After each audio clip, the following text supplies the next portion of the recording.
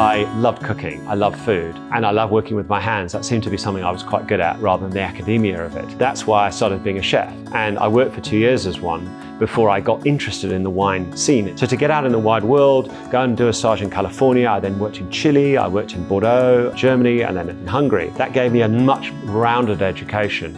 I'm Richard Kershaw, owner and winemaker of Richard Kershaw Wines.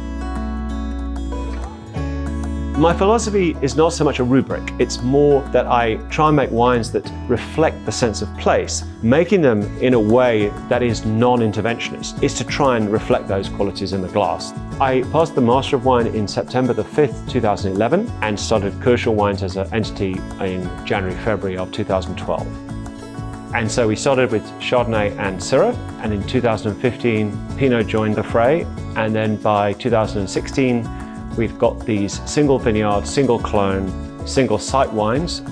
I'm a big believer in vineyard first, but the maturation is critical. It's the aspect of that wine maturing in barrel. My enologist Dudley and myself taste through each and every barrel that we make every 6 weeks.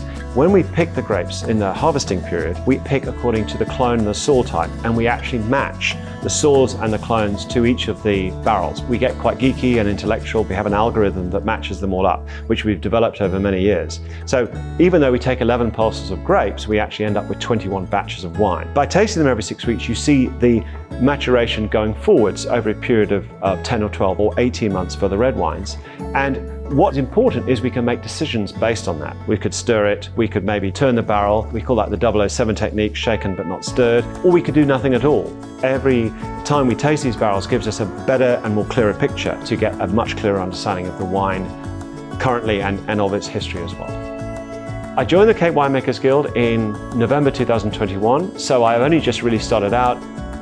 As a person who likes detail and a bit of nerdy and geekiness, I like to drill down into the smallest quirkeries and metrics that we are facing in winemaking, and the Guild is full of members who also like to drill down quite far.